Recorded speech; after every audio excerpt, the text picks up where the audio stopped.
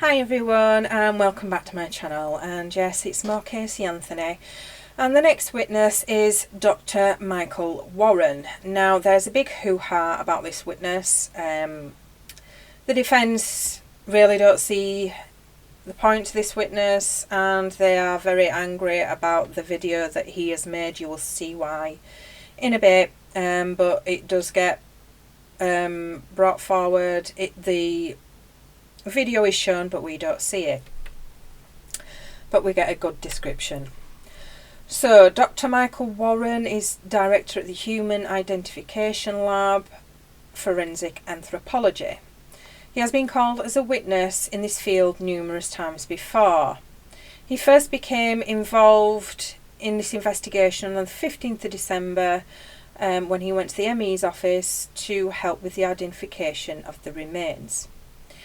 He has seen skeletal remains before where the mandible was still attached, and he says the reason they were still attached was because of something holding it in place, like tape over the mouth. He could not tell from the photographs that the tape would have been over the mouth and the nose because the tape had been moved, obviously. He did attempts to find out if a single piece of tape would be enough to cover the face and nose. So first he looked at literature where studies had been done.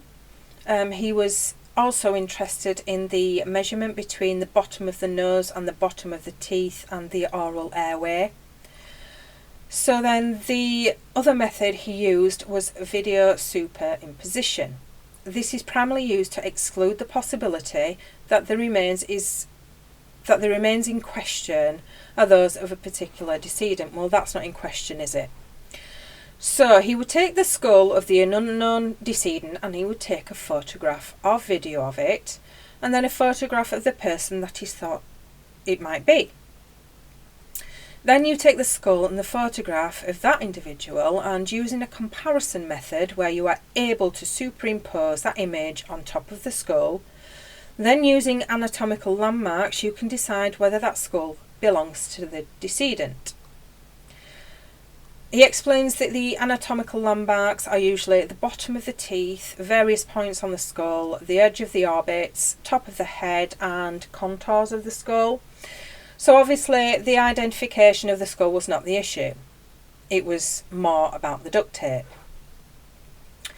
He used this technique in order to scale the photograph of the skull with a photograph of the tape.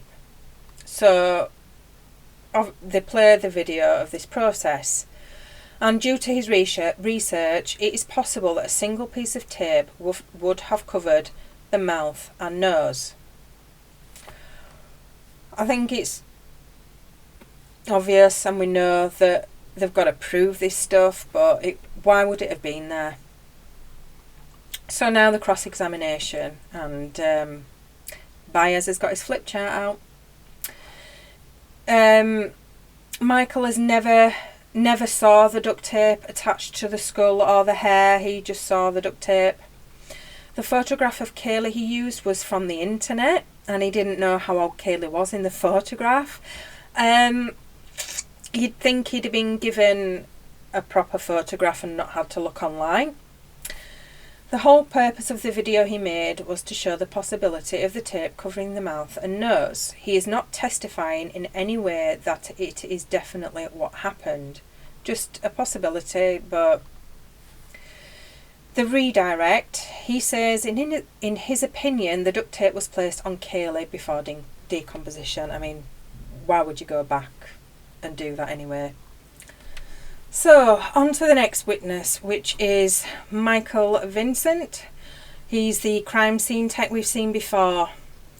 He took the insect evidence from the trash bag that was in the car, which were maggots, and he sent them off for examination to Jennifer Welch.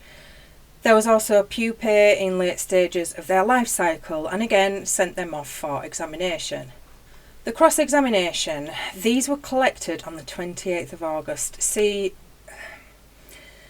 this bit I don't get why. He didn't see any insect activity in the trunk of the car on the 16th of July when processing the car. He only saw insect activity in the trash in August. That really doesn't make sense, and why you wouldn't do that in the beginning, I don't know. The next witness is Robin Maynard. She's crime scene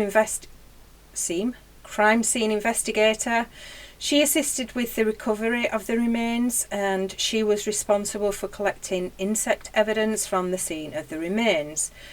These were collected over a period of several days.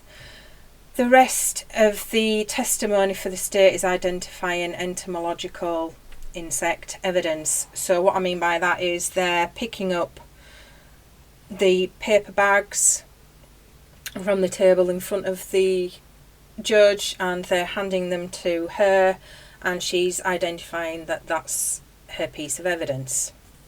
So the cross-examination, there was a lot of entomological evidence to the point that they were told to stop because the examiner told them he had more than enough.